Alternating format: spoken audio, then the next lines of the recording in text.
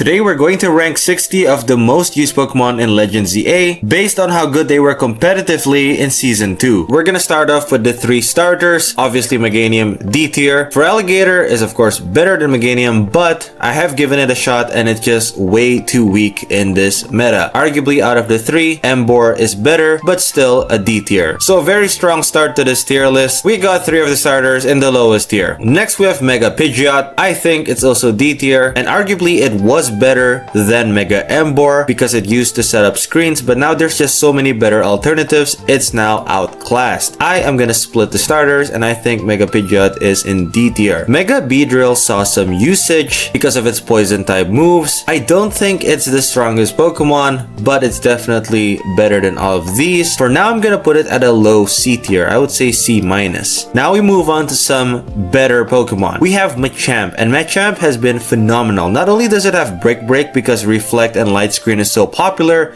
it has moves such as Earthquake and Ice Punch, which can really threaten some of the bigger threats in the meta. I'm gonna put him for now at a high B tier. Next we have Venusaur, and similar to Beedrill, because Xerneas is sort of the main threat in the meta, poison style moves have been really effective, but at the same time fire Pokemon as a result are picking up in popularity, which is not so good news for Venusaur. I think he is about the same level as Mega Beedrill at a C tier. And by the way, comment down below if you agree or disagree with my rankings. These rankings are based off of my personal experience playing in rank A of Legend ZA. If you disagree or agree with any of my opinions, please comment down below what you think and why, because I'm curious to know your thoughts as well. Next we have Blastoise, and this one immediately drops all the way to D tier. I think it's even worse than Mega Meganium. It's just way too slow, and just being pure water type is not good enough with all these electric types running around the meta at the moment. Meanwhile, Mega Charizard Y and Mega Charizard X have been phenomenal in this meta. I think definitely Mega Charizard Y deserves a B tier, and Mega Charizard X isn't too far off. I have been seeing Mega Charizard X at a high level, and in my opinion they're very close together, but one of them being weak to ground type just puts it at a lower tier to me. So I'm gonna put him at a low B tier. Now Mega Gyarados and Gyarados in general have fallen off pretty far because electric types such as Ampharos, Pikachu, Jolteon, Stunfisk and even Xerneas has Thunderbolt have been absolutely feasting on Gyarados. I think have taken down the most Gyarados. Like every single game there's a Gyarados, I will get a kill, guaranteed. Because Thunderbolt just one-hit KOs Gyarados so easily. I think it has dropped down to D tier at this point. Or maybe that's a bit too harsh because I don't think it's worse than Venusaur, but I'm gonna put him at a low C tier. It's just fallen off pretty far. And the reason for that is Pikachu. Pikachu started off as a niche pick, but I gave it a shot myself and I saw many people using Pikachu at the top level. With Charge and Light Ball, Pikachu can almost one-shot anything, even Metagross. Metagross gets one-shot by Pikachu. Anything that's super effective by it, just forget about it, you're not surviving it. I think like the few things that can survive it, for example, are Xerneas with Geomancy and super bulky things like that. But Pikachu has been definitely the shock surprise of this season, and I don't even mind putting him here. I think Pikachu has more of an impact in the meta than Mega Charizard X. They're both weak to ground, but one of them has potential to one-shot almost anything when fully set up. That's a bit controversial, I know, but I really think Pikachu played a big part in this meta. Next, we're gonna move on to the 4 evolutions. I think we're gonna start off with Flareon. I'm gonna drop Flareon down to D tier. I think it is better than Emboar because it's quicker, it's smaller, and that's actually quite important in this game. Just because there's so many fire types you'll see that are just outclassing Flareon, and pretty much the same story as Vaporeon, but I do think Vaporeon is doing better than Flareon. I will put Vaporeon here right above Venusaur. Jolteon, similar story. You have options such as Ampharos, you have Pikachu, so it's not the best electric type either, and I argue that it's actually worse than Flareon, with so many ground types flying around as well. Glaceon, on the other hand, is completely different, with Garchomps, the ground types running around, and also, very important, access to Freeze Dry. That's what sets Glaceon apart from the other evolutions, and I think there's nothing lower than a B tier. I think it's more consistent than Machamp and Pikachu, and it deserves a high B tier right under Mega Charizard Y. I think enough said. Insane ice moves along with Freeze Dry, it deserves this spot right here. Now, this guy wasn't even used that much. Of course, you'd rather use Venusaur. I think if you want Poison type, you could use Gengar, you could use Beedrill, you could use Venusaur. Tyranitar, I think, is gonna be the first Pokemon in A tier. I think he's gonna be low tier. Do I really think that he's better than Mega Charizard Y? Maybe not. I did see a lot of Mega Charizard Y at the top level, but in my opinion, it's just way too frail. Sure, you have insane attack and offensive abilities with its fire stab moves and the ground type immunity. As a result, the meta just shifts to now many Pokemon carrying rock type attacks, and Charizard Y just can't switch in or stay around safely for that long. Meanwhile, Tyranitar, so defensively Tyranitar isn't that great. And now that I'm talking about Tyranitar in this way, I really don't think that he is in A tier. I think I'm gonna drop Tyranitar down to B tier and actually promote Mega Charizard Y to a low A tier. Moving on, we have Gardevoir, and Gardevoir at a certain point was the best Pokemon in Season 1. Many people said so. I did believe it at a certain point, but it's been outclassed completely because you have Xerneas now. If you want a strong Moonblast, a strong Fairy type Pokemon, you're gonna go with Xerneas. You're not gonna go with Gardevoir, and even if you do, I don't think it's as effective as we saw in Season 1. I do think it's still better than some of these Pokemon in the D tier, and I'm gonna put him at the end of the C tier for now. Mega Metagross. This is the best Pokemon in Season 2, without question. Everyone knew Metagross was going to be the top pick because Xerneas is obviously such a big threat. Xerneas is literally broken if it's not for the Steel types and Poison types that can actually check it. Xerneas was responsible for why many Poison types and Fire types are picking up in popularity. Metagross in Season 1 has already been, let's say, top 3, top 4 Pokemon, and now with Xerneas and it being the ultimate counter, especially in the park map, I really do think that Metagross is the best Pokemon in the park map. It deserves this #1 spot. It just does. Other Pokemon that I saw a few times, not too many times, was Kangaskhan. Obviously, this is not Mega Kangaskhan like we saw in the past where it could attack 2 times. It's just a bulky normal type Pokemon, and of course normal type only has one weakness, which is fighting.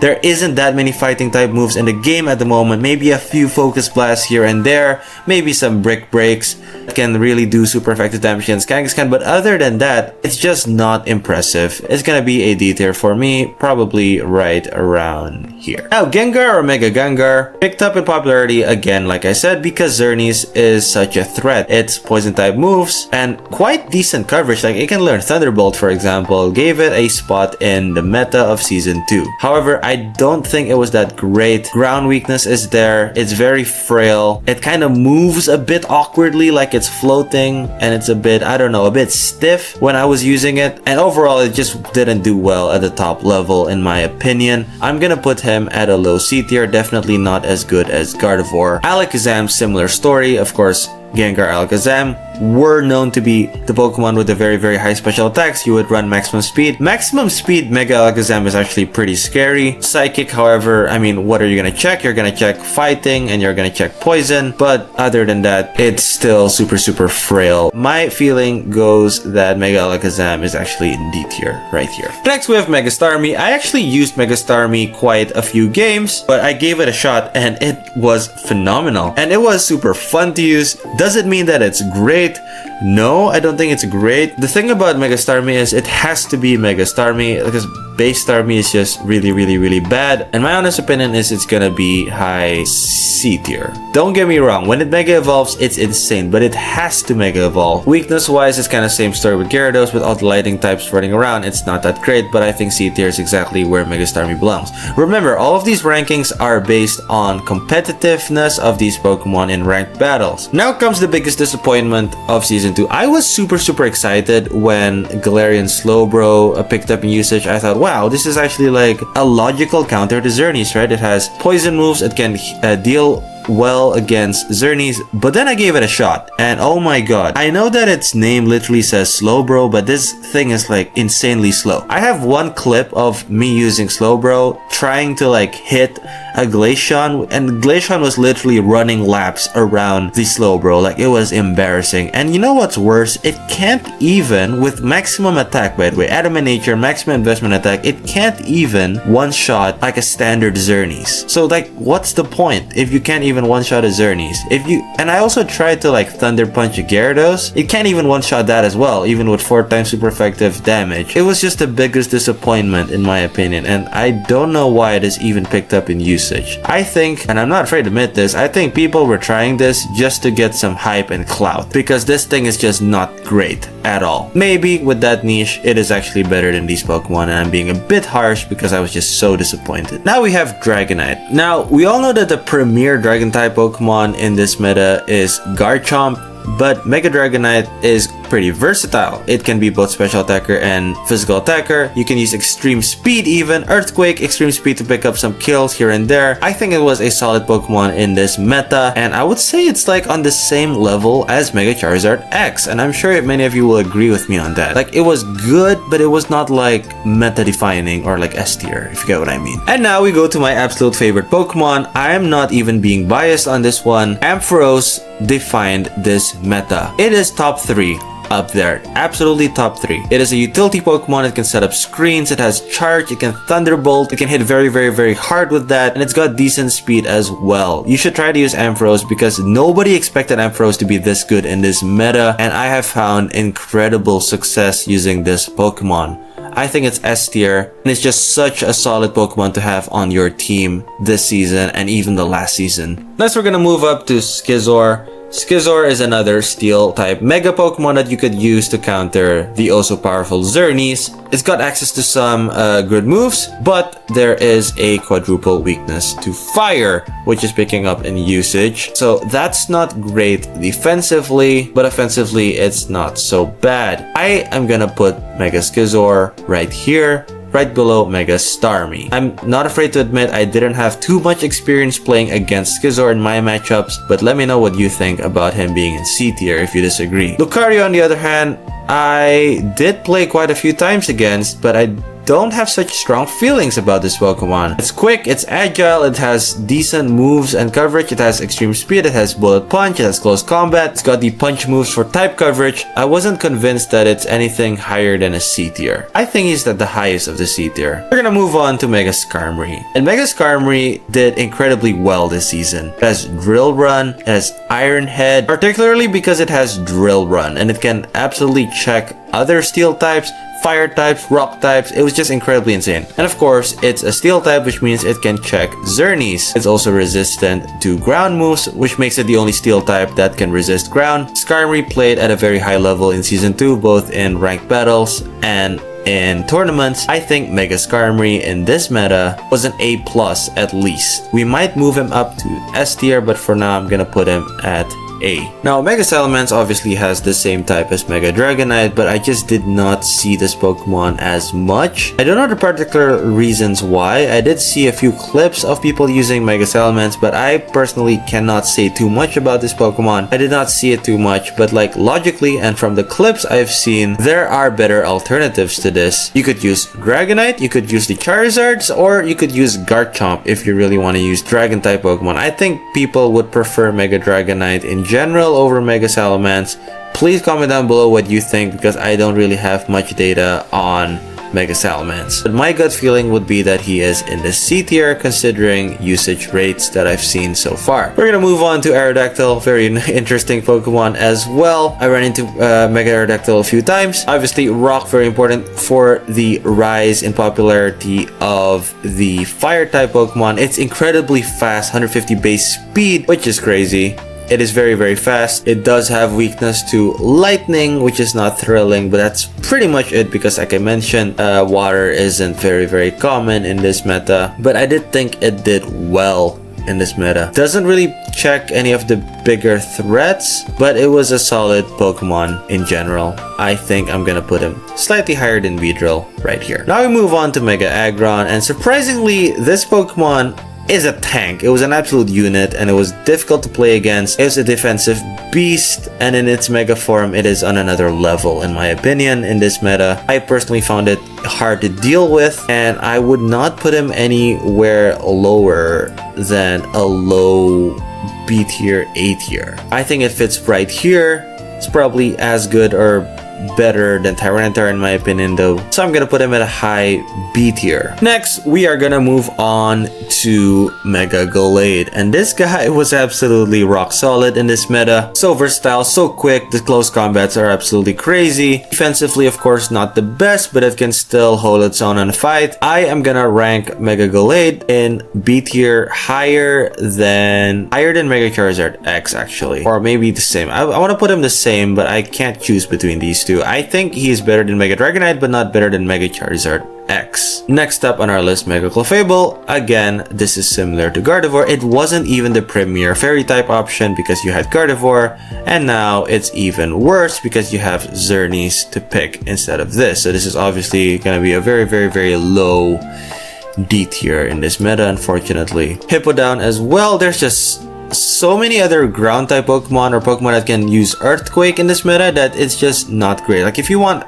a ground type, you might as well use Excadrill. You don't want it to be hit by other ground moves, you might as well use Skarmory. There's just so many Pokemon in this meta like Garchomp or even Metagross that can use ground type attacks. Probably the only reason you want to use Hippowdon is because it's pure ground, which gives it a weakness only to, you know, water and grass, and those two are not the most common types at the moment, but that's the only thing it can pretty much offer. So I would actually put him at a D tier, maybe around here. Better than Kangaskhan, but not better than Emboar even in this meta. Maybe that's a bit harsh. I think it is better than Emboar. Now, Houndoom actually surprised a lot of people. I do think that compared to the other D tier Pokemon that are fire types that I've put so far, it is better than them, so it's automatically gonna be here. There were some games that it was really difficult to deal with, and that special attack is pretty decent, I would say so. I think Mega Houndoom is definitely better than Gengar and Salamence. I'm gonna put him here. Next up on our list, we have Steelix, and this is another Pokemon that got popular and picked up in usage for similar reasons to Aggron and Tyranitar, because really bulky physical Pokemon picked up in usage can deal with the rise in fire types, Xerneas, and just can take a lot of abuse and hits in the close compact maps such as the park. I would argue that Mega Steelix was better than Tyranitar, but it's not better than Aggron. I'm gonna promote Aggron possibly to a low A tier, and I'm gonna put Steelix at a high B. Yeah, just like this. And probably it's not as good as Tyranitar. Next, we're moving up finally to another S tier Pokemon. Spoiler alert, it's gonna be Garchomp. I think Garchomp, oh wow, he looks so tiny in here next to Ampharos. But I think Garchomp has always been top 3 Pokemon, even in Season 1, Season 2. Surprisingly, even with Xerneas running around, it is still a premier threat. But, very important but, the counters to Garchomp are at an all-time high at this moment. Like, every single team is running Ice, or even 2 Ice move Pokemon. There are certain Pokemon like Glaceon. Ice Beams are just flying here and there. On every single Pokemon that can learn Ice Beam, I think they would carry Ice Beam, and Garchomps are just getting sniped here left and right. And Xerneas just absolutely demolishes Garchomp. Like, you can't touch it unless you're using Iron Head, and that's not even that powerful on Xerneas. So it has no chance against Pokemon like Xerneas, and even against like Metagross. Sure, you can try and Earthquake it, but it'll probably survive and then hit you back with an Ice Punch. So if it's not Ice Beam, it's not Ice Punch, it's not Moonblast, there's just too many things that are threatening Garchomp at this meta. And unfortunately, I think it's gonna lose its spot in the S tier in terms of competitiveness. But don't get me wrong, it's still super great. I think he's gonna be a high as A tier. It's gonna be an A+. Skarmory does deserve a spot in the S tier now that I've considered more and more Pokemon. Next, we move on to Excadrill. And of course, with the rise of Xerneas, this Pokemon automatically is gonna go up in usage. There are still a lot of ground Pokemon, Earthquake being one of, or if not the most popular ground type move in the game, and of course a rise in fire type Pokemon to resist Xerneas, but also I believe to counter the steel types Metagross and Excadrill. With that being said, I do think Excadrill had a better season than Garchomp. They're both A+ Pokemon. I purposely put them here at the top of A tier. I do think that Excadrill played such a big role in this meta in Season 2. And I'm sure many of you will agree with me on that. Swords Dance, Excadrill, Drill Run, Iron Head, whatever. It's gonna guarantee you some kills in this game. It's a great counter to Xerneas as well as other Pokemon in the meta. We're gonna move on to Frostlass. I did give it a shot myself personally. It's just too frail. I think it's of course better than Alakazam, but maybe not. I would say it's about the same. Doesn't counter anything in particular in this meta. It has great coverage moves and a decent special attack, but it's like not any more special than Alakazam in my opinion. Stunkfish, I know this Pokemon, you might be confused why it's here. Many reasons. It has charge, it can hit super powerful electric type attacks. I think once I've even seen Stunfish like one-shot a Metagross, similar story to Pikachu. What really stands out about Stunfish, or should I say doesn't stand out, is its size, and it's so small. And in this meta, the harder it is to spot special attackers, the better it is for you, because like out of nowhere you're just gonna be hit by a Thunderbolt and it's very hard to actually target it. So Stunfish is a niche pick, and it certainly had its moments. I think it's not better than Flareon, for example, but it definitely had its moments. So I'm gonna put him like a D+, you know. Now Eelektross was, I know I say this word a lot, but I think it was such a solid Pokemon in Season 2. Wild charges are just insane, and as I mentioned, I think it's one of the better Electro-type Pokemons, and Electro-type Pokemon in general in this meta have been super threatening. So I do rate Mega Electros quite highly on this list, probably like a high C tier. Now Mega Floette has its advantage of being small, but as I mentioned, if you could go with Xerneas, you would go with Xerneas. You would not bother to use Floette. So it's not that Mega Floette is bad, it's just you would pick Xerneas over it, and it's just overall outclassed by Xerneas. With that being said, I would put him somewhere at the high D tier. Barbaracle, I'm gonna admit again, I did not have too much experience playing against it, but I think that goes with a certain reason. I don't think it was that great, and on paper I've yet to see its potential, and it definitely, because we're talking only about Season 2, it played a very minimal or if not no role at all in this season. Scolipede obviously picking up in usage as well because of its poison type attacks. Great defensive abilities when it Mega Evolves. I did see a couple of usage, but it would not go anything higher than a C tier in my opinion. Still one of my best Mega Evolution designs though. Now Pyroar, I think similar story to Flareon. It has insane and very nice special attack stats, but it's just really outclassed by the likes of Mega Charizard Y, for example, or even Mega Delphox. Like, you would not really consider Mega Pyroar, however, I would put him higher than Flareon. So it's a high D tier. Now we're moving on to Chandelure, and I'm gonna say something a bit controversial, a bit not. I think Mega Chandelure was better than Mega Delphox in this meta. It has the highest special attack in Season 2 at 175, which says a lot on its own. If you hit something with super effective damage, it's basically a one-hit KO. It stands a pretty good chance against Xerneas, which is the premier threat in this meta. So with that being said, I do think Mega Chandelure was A tier. I think better or if not equal to Mega Charizard Y. So I'm gonna put him here, definitely better than Mega Aggron in this meta. Scrafty, didn't use it at all, and I didn't see too much. Maybe I saw like 4 or 5 times Mega Scrafty. Super fun to use, but competitive wise, I don't think it's great. And unfortunately, I'm gonna have to put him somewhere around D tier, probably here. Please let me know more about this Pokemon, because I admit again, I am lacking info on Mega Scrafty in particular. Now, Mega Dragalge has insane special attack. I remember getting one shot by this Pokemon while using Xerneas, which I don't even know how that was possible. But in terms of special attack, there's no doubting that this Pokemon was incredible. Didn't see too much usage for it, but I wouldn't mind putting him at a C- right here. On the other hand, Cloudster, I think if you mention the word anti-meta, this is the #1 Pokemon of Season 2. It has insane Hydro Pumps. It's absolutely incredible, and I think arguably it is top 2 water Pokemon in this meta. I argue that it's actually better than Gyarados in this season, simply because it doesn't have that quadruple weakness to electricity. But I really do think Cloudster did a great job. In this meta, you could even argue that it's better than Aerodactyl. Moving on to Malamar and Haluka, to be honest, Mega Malamar I did not see at all. If I had to guess, I would put Mega Malamar somewhere in the D tier, simply because it did not play that big of a role in Season 2. Haluka, on the other hand, I did see some usage. It's really small. It has fighting type moves, flying moves, which are great moves, especially in this meta. I do think it is better than Hippowdon, maybe better than these guys as well, but of course weakness to fairy, weakness to electricity, that's just terrible defensively. And now finally, I've been mentioning this Pokemon because it's giving me nightmares in Season 2, Xerneas. Xerneas, I think without a doubt, is within the top 2 Pokemon in this season.